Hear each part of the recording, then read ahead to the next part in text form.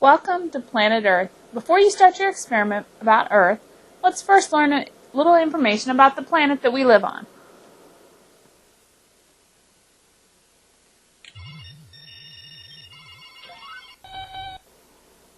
Self-destruct? Why?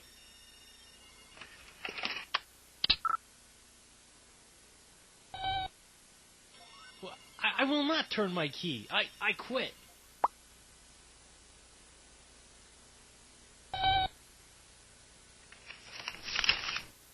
Dear Tim and Moby, what other planets besides Earth have life on them? From Marvin. Despite what you see in movies and on TV, Earth is the only planet known to support life. Well, you won't tell me where you're from, so it doesn't really matter. Okay, changing subjects, let's look at why life can exist on Earth. Earth is the third planet from the Sun. That helps keep the temperature here just right for life. Life as we know it can't exist on planets where it's too hot, like on Mercury, or where it's too cold, like on Pluto.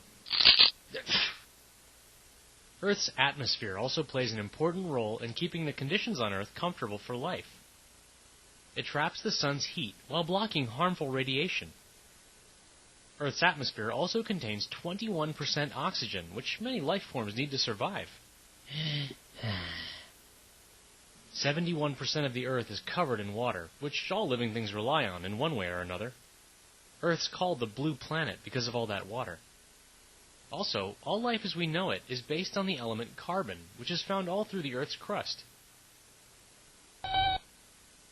Let's see, Earth is the fifth largest planet in the solar system.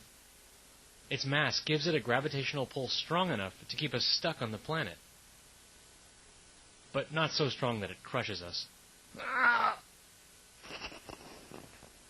Also, Earth has an iron inner core, and it's surrounded by a liquid outer core.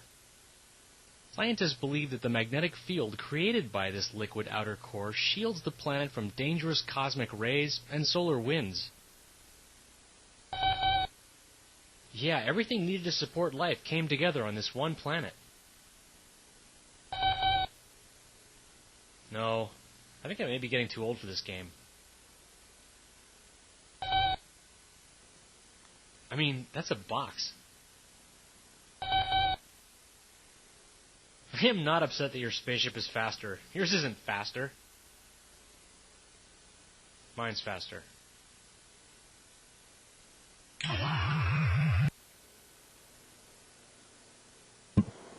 Make sure you write a fact on your recording sheet about the planet Earth. The next thing we're going to do is we're going to inspect two rocks. One is actually a meteorite, and by the end you'll be able to tell us which one actually came from space. Now, meteorites are very, very expensive, so please we ask that you be very careful when you're looking at them. I'm going to switch to my graphics board so you can see both rocks here. When you look at the rock with the magnifying glass, you notice if you put the magnifying glass on the rock, it doesn't actually magnify it or make it bigger. To actually magnify it, you need to lift your magnifying glass away from the rock.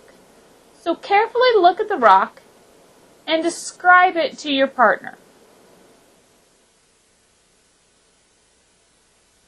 Okay. Some clues to look for to see if it is a meteorite is one, look for a fusion crust. Okay? A fusion crust is a thin coating of glass that covers the outside of freshly fallen meteorites. Now, if it does not have a fusion crust, does not mean it's not a meteorite. It might have just flaked off by now because they are very fragile. But you might even notice some that have flaked off. If you do see some that's off, you're welcome to examine them, but please, please, please be careful with them because they're, once again, they're priceless. Okay? Another thing to look for is any rust on the rock. Meteorites contain a lot of iron, and so therefore when they're exposed to Earth's atmosphere will start to rust. Another thing to look for is to see if it's magnetic. So you'll find a magnet close by, take the keeper off the bottom of the magnet, and then see if the magnet is attracted to either of the samples that are on your table. Make sure to put the keeper back on the magnet, and that helps our magnets last longer and keep the magnets away from the computers. Now, a myth that most people have about the planet Earth is that we don't have very many crater impacts from meteors because all the meteors burn up because we have an atmosphere. This is simply not true. A meteor that would be big enough to make it through our atmosphere big enough to make a crater would make it through our atmosphere with no problem at all. We actually have several crater impacts, but we don't see a lot because we're 71% covered with water, which makes it hard to make a crater impact. And also, our Earth's surface is really fairly young. It keeps changing. We have plate tectonics, we have erosion, we have volcanoes that constantly changes the planet Earth. So the next part of this activity is each student needs to find a crater on the Earth and put it on your class recording page. So find the map with your teacher's name at the top. You should have one, like I said, with your teacher's name up here. Look. Okay, so you should have a map with your teacher's name. Look for the list of craters. Pick any of these craters off the list. So for example, maybe I want to do the 45 degree north, 0 degree east. I'm going to check that one since I'm doing it. I'm going to go to my map. I need to find 45 degrees north latitude. Remember, latitude lines run this way on the map? Well, since here's 30 and here's 60, I'm going to be talking about 45 would be halfway in the middle. Okay?